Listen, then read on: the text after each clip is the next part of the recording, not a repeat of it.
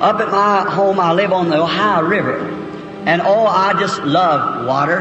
And there was a little boy that lived down in the city, and he went to a church, and he's a fine little lad. And he said to his mother one day, he said, "Mother, I want to ask you a question." Said, "I hear the preacher talk about God being so great."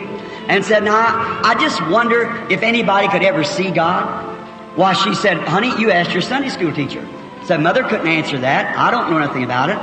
And so they asked the Sunday school teacher, and she said, "Oh, I wouldn't know about that. You ought to ask the pastor." So he went and asked the pastor, and the pastor said, "No, sonny, no man can see God. No man can see God and live. You just can't do it." So the little fellow was disappointed. He associated with an old fisherman.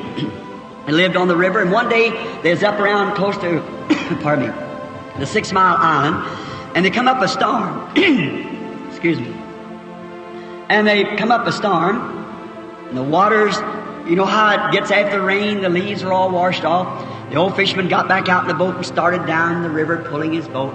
Just as an oarman or any boatman knows the harmony of that tip of the wave on the oars like that is he bringing down, is pulling a box of fish behind.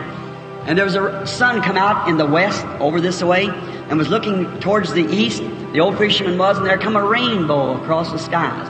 And the little fellow was sitting in the stern of the boat. And so he began to notice the old fisherman with his gray beard, tears began to run down his cheeks as he looked at that rainbow going along. And the little fellow got enthused, and he ran up to the center of the boat, he grabbed the old fisherman by the knees and fell down there at his feet. He said, "Sir, I'm going to ask you a question. My Sunday school teacher, my mother, my pastor, no one could answer. Could anybody see God?" And the old fisherman, so overcome, he just pulled the oars in the boat, threw his arms around the little boy. He said, "God bless your little heart, honey. All I've seen for the past 50 years has been God. There's so much God on the inside of him. Everything he looked at was God." That's how you see God, is when you get God inside of you. Let him look through your eyes. That's how you'll work for God. When God can use your hands, use your feet, use your lips, use your tongue, use your ears, use your eyes. God in you sees God on the outside. God is in his universe. He was in the rainbow, settled a question there that none of them could settle. I'm a hunter, as you all know. My mother's a half Indian. And my conversion never taken that out of me. I still go up into Colorado where I'm a licensed guide.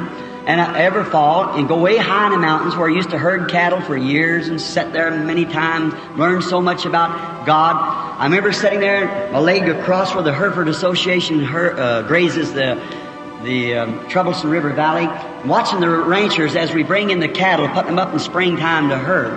And here's one thing, reason I'm interdenomination. The ranger stood there at the drift fence, and he watched those cattle. If you can raise a ton of hay on your ranch, will produce as many tons of hay, it'll put a cow on the forest. I guess you still had the same laws here. And then the rancher standing there, watching those cattle, he never paid very much attention to what brand they had on them. Ours was a tripod, and the other man above us was turkey track, and just above there was Grimes, the big outfit that had the bar, diamond bar, and some of them put hundreds and hundreds of head of cattle on there.